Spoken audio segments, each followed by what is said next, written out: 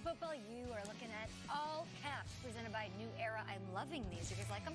Absolutely, I love it. Somebody using this one later? And it's on, Kat. It's chilly out here, too. Grab the cap. Here's how it works. I'm going to tee up some questions. You pick the hat, hungry hippo style. So whoever grabs the cap first of the team that fits accordingly. So grab the cap of the team who will make a statement and needs a statement win in Week 12. Draw a statement win first. All right, I'm going to have to get up from the table. Triggs on the fly, baby. Peter, I'm coming into your personal space.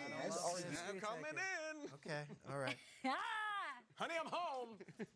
I'm going to go with the 49ers. Okay. Honey, I'm home. Honey, I'm home. He said he's coming into the house. All right, so for me, I'll go with the 49ers because they're playing up against the Green Bay Packers. And I feel like this team, this offense, defense, the coaches, coordinators, they've all been criticized. And we've all been hesitant to jump in on the bandwagon. And this game right here will shut the door. If they go out there and they beat up on this offense for the Packers, they make Aaron Rodgers uncomfortable, and they force turnovers in this game, then I think we will stop saying, let's wait for the 49ers to prove themselves. This will be the ultimate prove-it game.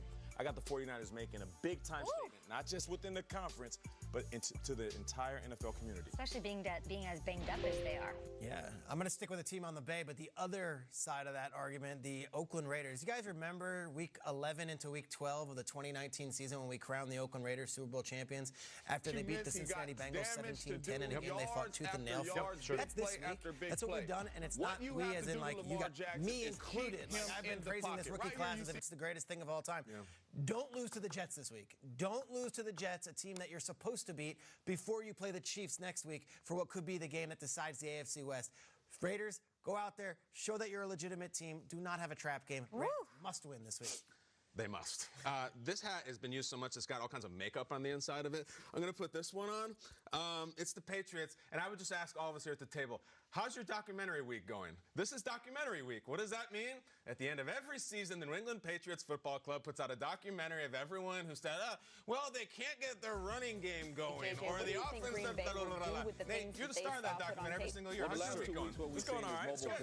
I think the New England Patriots can and will have a statement game against the Dallas Cowboys team. Peter, it's like with the Raiders. The Dallas Cowboys team has beaten nobody, and I think the Patriots are going to beat them soundly. Now, to play to the strengths of the table here, I've been catching up on Star Wars stuff recently. I watched the last episode, which is the Rise of Skywalker, or the Last Jedi, whatever it was. And there's this point where Luke walks out there, and all of the Empire's forces, they got AT-ATs and lasers. They go, and they shoot him for like a minute, and then out of the smoke, Luke just goes like this. And it's like, oh, he dropped the saber. That's going to be Tom Brady this weekend. He's going to drop the saber at Pats. You're telling me a huge offensive performance from Tom Brady. He's going to be out there, statement, throws. I think an offensive awakening. Okay. I really do. Now, I'm not going to say they're going to go 50 burger items, but I think they're going to move the ball. Awakening? I mean, what kind of statement can you make when you're 9-1? You have to make, like... That we ain't dead and that we're going it. But they're not dead. They're 9-1. You know what I mean, Adams. You're making it difficult on me. Everyone's saying they don't have it this year and they're beatable. Okay. I think they're going to flex this week. Okay, I love it. That's the best statement, Brush it off. I like it. All right. Anakin's king. Crack the cap of the team with the player who will have the best post-game press conference. The awakening. Let's go with the awakening. Let's go with this guy. Kyle, this is nice and warm. Thanks. If you saw Brady's press conference on Sunday, he's wearing the camouflage jacket. He's got the salute to service look. And he looks miserable. And they had just won a game, 17-10 on the road in Philly, where his boys found a way to rally around him. And I know he didn't throw the time. He looked miserable. I want to see what version of Tom Brady we get, because if we get what Kyle just described, a happy version of Tom Brady because they just let it up, or do they still beat the Cowboys and Brady's even still mad because he's got a bigger thing in mind? I cannot wait to see Brady's reaction, because I think you could tell a lot by Tom Brady's body language and what he's saying this season in these post-game press conferences. And I think last Sunday's said a lot to me. I agree. All right, I'm going to go with my favorite player in the NFL right now. Who you got? That's Mark Ingram. Listen, I love what Mark Ingram is doing, because as much as we compliment him and he could be talking about himself, he spends most of his free time talking about his teammates. You know, a couple weeks ago, I was like, man, I really want a Lamar Jackson jersey. And I meant to tell you, Shregs, hit your connects, because I want a Lamar Jackson jersey. And I still do. But after last week, you want that 21? I want that 21 Mark Ingram jersey. You want that blackjack? The man, the myth, the legend. Come see me. I'm here. Whoop, whoop. Big trust. Big trust. I'm going with my guy, Mark. I love Mark Ingram. I think he is the quintessential professional. He does great things on the field, but it's more about his teammates than it is him. I told Triggs if I was working any of those games, I'd just be, where is he? Where is he? Like, all the reporters should just flock to him. But you sort of made the point that he was a little more quiet in his early years. His early years with the Saints, it was like, here's his first-round pick at Alabama. Like, he wasn't this gregarious personality. Yeah.